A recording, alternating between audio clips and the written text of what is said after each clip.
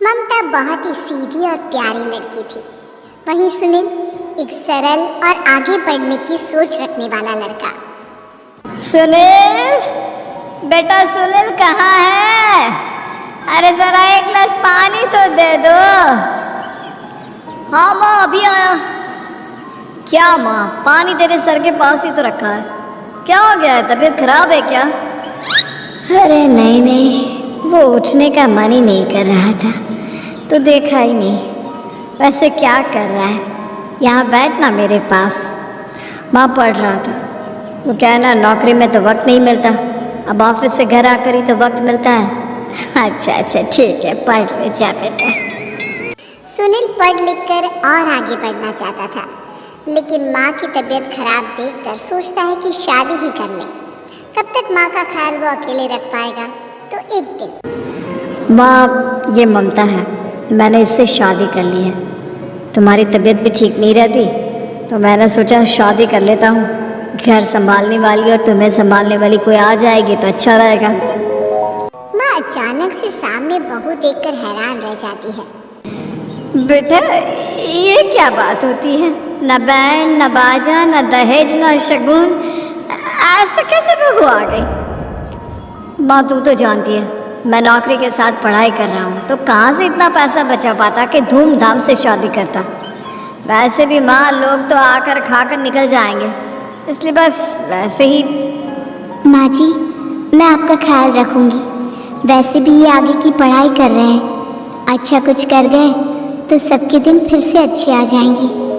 सास को ममता की बात ठीक तो लगती है, लेकिन मन में कहीं ना कहीं लगता है कि कहीं बहू बेटे को लेकर फुर्र ना हो जाए और फिर तो वो रह जाएगी अकेली। बेटा देख, मेरा जो कुछ भी है वो सुनील ही है, और सुनील का भी अब इस दुनिया में मैं ही हूँ और कोई नहीं। क्या सुनील? बिल्कुल माँ, लेकिन आज से ममता भी मेरे जीवन का अहम हिस्सा है, जैसे तू है। सास को बड़ा बुरा लगता है कि उसकी सल्तनत में कोई और हिस्सेदार कैसे हो सकता है। कैसे कोई और उसके 30 साल के बेटे की जिंदगी में अचानक से आकर बराबर का हिस्सेदार बन सकता है। देख बहू, मैं भले थोड़ा बीमार रहती हूँ, लेकिन इसका मतलब यह नहीं कि घर की चीज़ों में मेरा कंट्रोल खत्म हो गया है। मैं आज भी इस घर की रानी हूँ, समझी? बेटा सोचता है कि ये माँ को अचानक से क्या हो गया। कल तक जो माँ कहती थी कि जिंदगी का कोई भरोसा नहीं, वो अचानक से जंग के मैदान की झांसी की रानी कैसे बन गई? माँ, क्या हो गया है? सब ठीक है ना? अचानक कैसी बात कर रही हो? ममता का आज पहला दिन है, स्वागत करो उसका।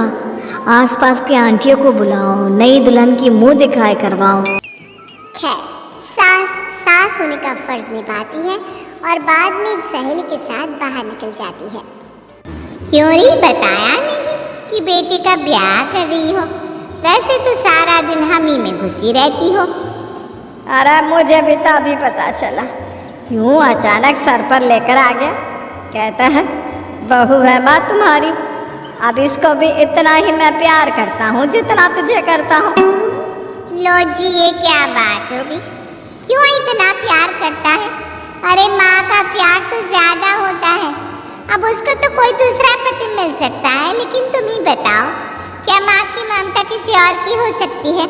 ना जी ना, बेटे को समझाओ ये बात। अरे क्या समझाऊं, मुझे तो खुद ही समझ में नहीं आ रहा कि क्या हो रहा है। जो बेटा कल तक माँ माँ करता था, अचानक से बीवी बीवी का राग आलाप रहा है। देखा, उसकी बीवी ना सुंदर और जवान है। सुंदरता के आगे तो एक से एक नहीं टिके, तो तेरा बेटा किस खेत की मूली है? सास को भी समझ में आ जाता है कि बहू की सुंदरता के आगे माँ का प्यार किसी काम का नहीं।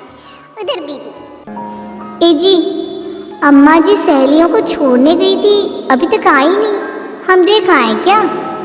अरे रहने दो ना, आ जाएंगी। कहाँ जाएंगी? उनकी आदत है, एक बार जाती है तो पूरी पंचायत खत्म करके ही आती है।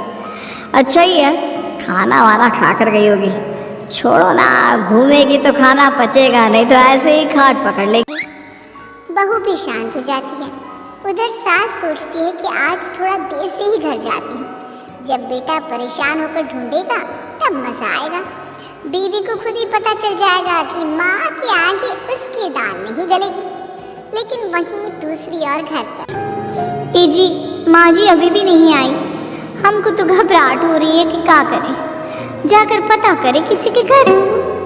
अच्छा, कहाँ जाओगी ये भी बता दो। पहला दिन है तुम्हारा इस घर में और एक ही दिन में मोहल्ला छानोगी क्या? हाँ तो आप भी तो नहीं जा रहे हैं ना, हमको फिक्र हो रही है। अरे यार ये रोज का है अम्मा का, खाओ और सो जाओ। बस फिर क्या था, बेटा बहू खाना खाते हैं और कमरे में सोने चले जाते हैं। उधर जब सास को कोई देखने नहीं आता तो वो हार कर घर आ जाती है, जहाँ वो देखती है कि सारे घर की लाइट्स बंद है। सास को गुस्सा आता है, बहू, ममता बहू कहाँ हो? लेकिन सारे दिन की थकी बहू को ऐसी नींद आती है जैसे किसी ने भांग की गोली खिला दी हो। वो तो नहीं उठती, उठकर आ जाता है बेटा। क्या बात है अम्मा, काहे चिल्ला रही हो? अरे सो जाओ ना, सुबह की थकी है बहू, वो सो रही है। जोर से बोलोगी तो नींद खुल जाएगी उसकी। माँ को गुस्सा आ जाता है। फिलहाल तो सो जाती है, लेकिन मन ही मन ढेर सारा जहर बहू के लिए भरा होता है। सुबह बहू चाय बना रही होती है कि सास धीरे से गैस तेज कर देती है, जिससे चाय का बर्तन जल जाता है। और जैसे ही बहू चाय का मेरा हाथ जल गया, वो जोर जोर से चिल्लाकर इधर उधर भागती है कि सास थोड़ी देर में उसके हाथ में पानी डाल देती है। हाय रे बहू, क्या कर रही हो? पहली बार रसोई छुई हो क्या? सासू माँ गलती से गैस तेज रह गई थी और बर्तन जल गया, जिससे मेरा हाथ जल गया। हाय रे, कितना गंदा दाग, छी छी छी छी। मुझे तो उल्टी आ रही है तेरा गला हुआ मांस देखकर। तू ना मुझे अभी साथ से खाना मत लगाना। बहू भी खुद का हाथ देखती है तो उसे भी रोना आ जाता है। कुछ दिनों के बाद सास की सहेली आती है, बहू चाय बनाकर लाती है। उसके जाने के बाद सहेली कहती है, बहू की सुंदरता ऐसी है कि कोई भी दीवाना हो जाए। वैसे तेरे बेटे का क्या हाल है? अरे वैसा ही है, बहू के पीछे लट्टू। क्या करूं, कुछ समझ में नहीं आ रहा। मैंने तो बहू के चेहरे पर दिवाली के पटाखे की चक्री फेंक दी, उसका पूरा चेहरा जल गया। अब देखो ना रही सुंदरता, और ना ही अब मेरा बेटा उसे पूछता है। अरे अब तो वो उसे छोड़कर दूसरी भी देखने को बोल गया है मुझे। बहू सारी बात सुन रही होती है। आंटी एक बात बताइए, क्या भरोसा है कि दूसरी सही आए और आपके अनुसार रहे? देखिए आंटी, मेरी सासू माँ को गलत बात सिखाने की ज़रूरत नहीं है। हमारा परिवार साथ में खुशी से रह रहा है। देख बहू, मेरी सहेली की बेइज्जती ना कर, वही अच्छा रहेगा तेरे लिए, समझी? बहू नहीं मानती है, वो बार बार उनकी सहेली को घर से निकल जाने को कहती है। तभी सास की सहेली पास के चूल्हे से लकड़ी लाकर बहू के चेहरे पर लगा देती है। बहू जोर जोर से रोने लगती है। अरे ये क्या कर दिया? मैंने कहा किया, ये तो तूने किया। तू ही नहीं चाहती थी कि बहू बेटी के साथ रहे, भला मैं क्यों करूंगी? मैं तो चली, निपटो। बहू रो रही होती है, दर्द से चिल्ला रही होती है, लेकिन सास उसे डॉक्टर के पास नहीं ले जाती। तभी पति आता है। क्या हो गया ममता? ये दाग कैसे लगा? तुम कैसे जली? ममता कुछ नहीं कहती, बस दर्द से करा रही होती है। पति माँ की तरफ देखता है। हो ना हो माँ, ये पक्का आपका काम है। आप ही ममता से जला करती थी ना। देखना माँ, अब पुलिस आएगी, केस बनेगा, लेकिन पहले मैं ममता को अस्पताल लेकर जा रहा हूँ। सभी अस्पताल जाते हैं, जहाँ डॉक्टर ममता की सास से कहते हैं, आपने तो नहीं जलाया ना बहू को? अब ममता की सास के तो पसीने छूट रहे होते हैं। वो घबरा कर कहती है, ना डॉक्टर साहब, कैसी बात करते हैं? हम क्या जलाएंगे अपनी बहू को? डॉक्टर ममता के पति से पूछते हैं, देखिए क्योंकि ये ससुराल में जली है तो मामला पुलिस का बनता है, तो आप पहले पुलिस को बुलाइए, तभी इलाज पूरा होगा। सास डर जाती है कि अब तो बच्ची जिंदगी जेल में ही रहना होगा। रहने दीजिए ना, पुलिस को क्यों बुलाना? सारी हंसी खत्म हो जाएगी जब पुलिस के डंडे पड़ेंगे। बहू को जलाना भले ही बहुत आसान हो, लेकिन उसके बाद सारी जिंदगी जेल की हवा खाना। सास डर जाती है, पुलिस आती है, पास लेती दर्द से करा रही ममता स्टेटमेंट देती है। तो क्या हुआ था, कैसे जली आप? ममता पास खड़ी सास को देखती है।